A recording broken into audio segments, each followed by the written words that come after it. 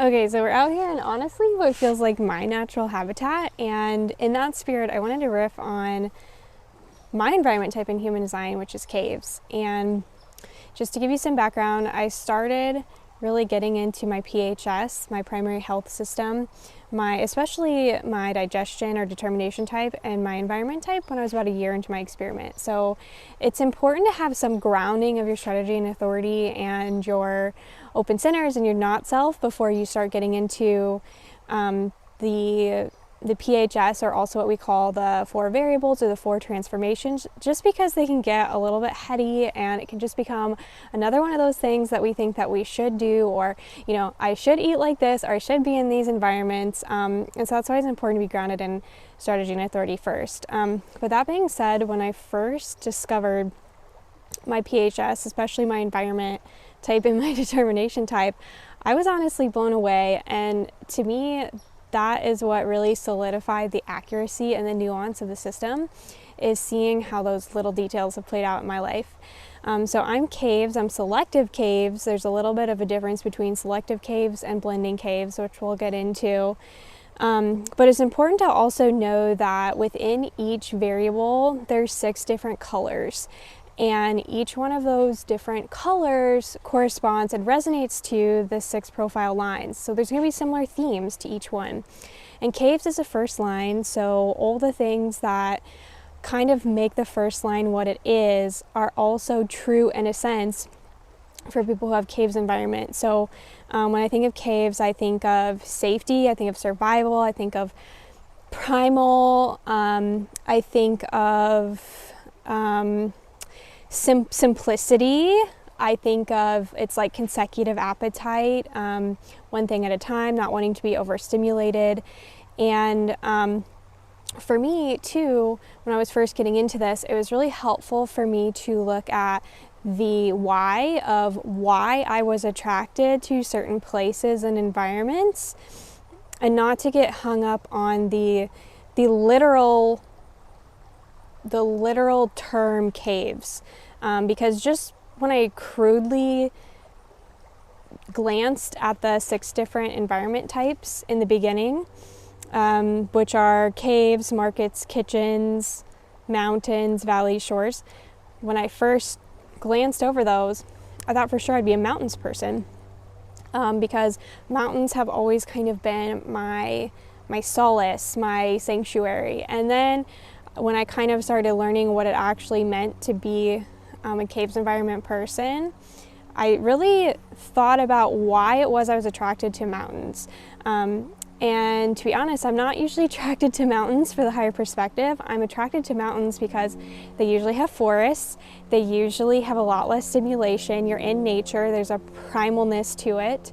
And, you know, the forest provides a shelter. I feel safe. I feel...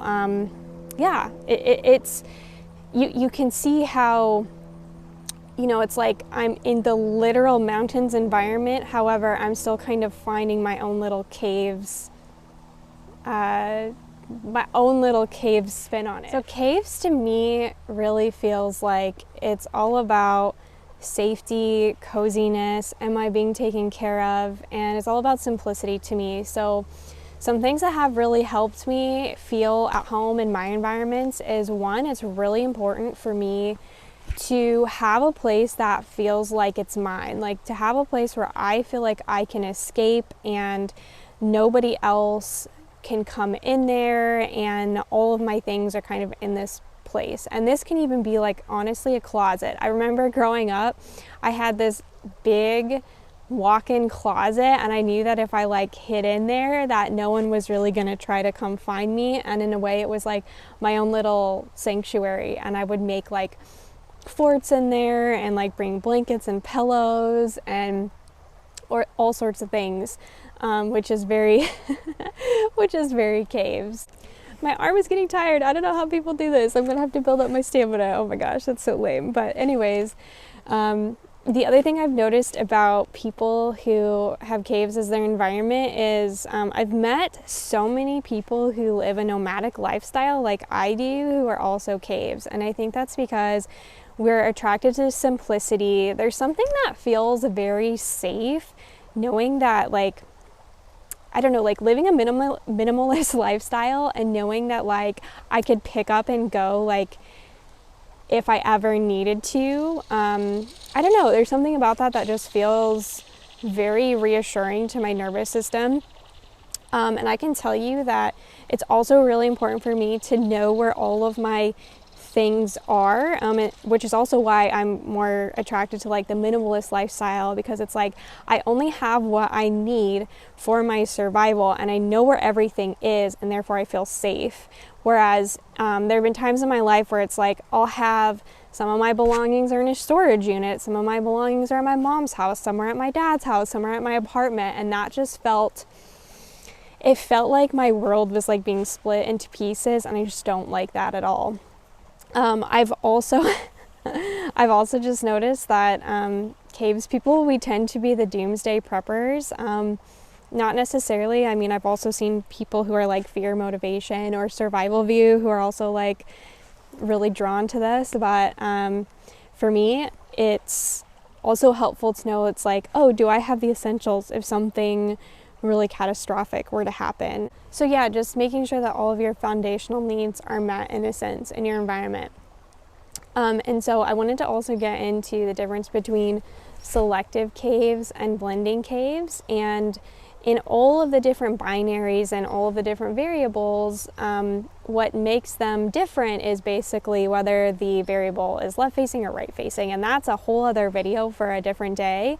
But just kind of very quickly and briefly, anything that's left facing is going to have to do more with being active in your environment, strategic, focused, that sort of thing. And then anything that's right facing is going to have to do more with being passive and non-strategic and peripheral and not focused on things and kind of in the flow. So in the environment sense, selective caves is an active environment. So it's a left-facing environment. And so interestingly for me, when I'm in my correct kind of caves environment, when I feel safe, secure, cozy, simple, not overstimulated by other people in my environment, and especially if I'm alone in my caves environment, I can feel very energized. This is when I feel more creative. This is when I feel like I can put out content. This is when I feel like I can respond to emails. This is when, you name it, I feel like I can actually get things done, and my correct environment is actually going to kind of like bring me to life. So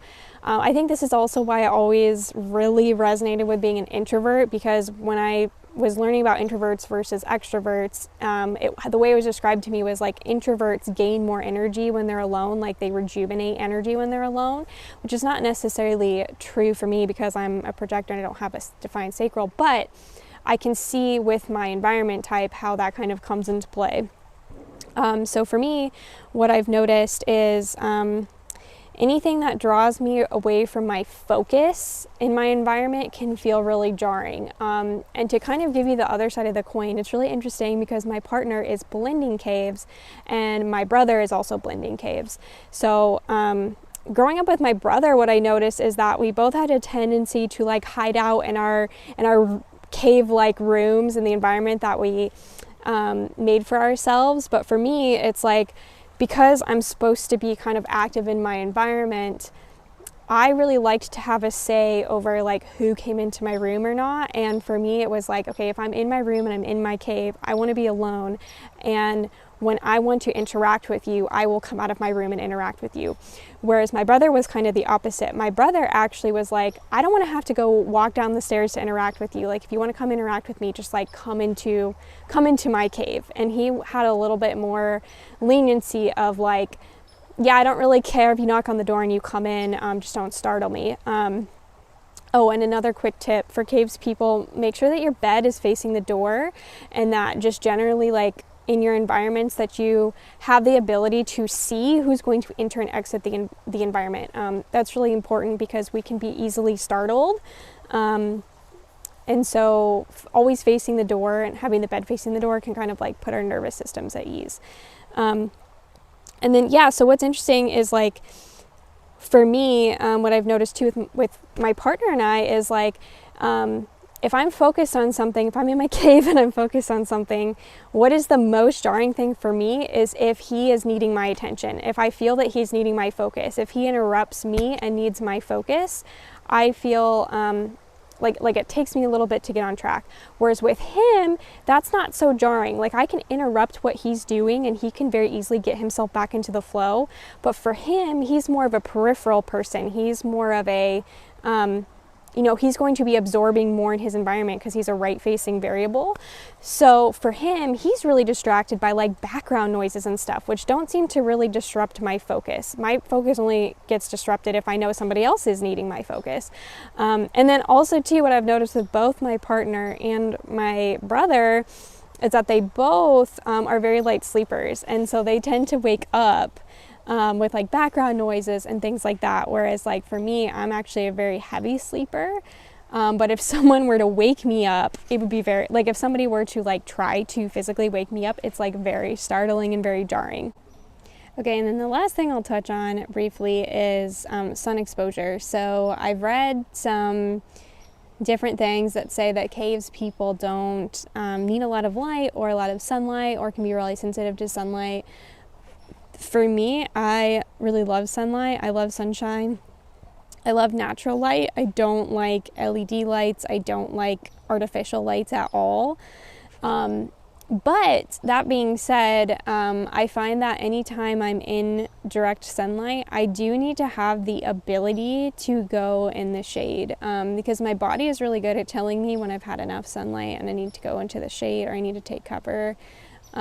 Which I believe is like more in alignment with our, what we were doing back when we were living in alignment with nature is, we weren't putting on sunscreen and all these other chemicals onto our body. We were literally going out into the sun. And then when we had enough, we would go into the shade, and we would do that only for like short periods of time because, we weren't trying to like get a tan and we weren't, just like laying in the direct sunlight. So, for me, that's really important.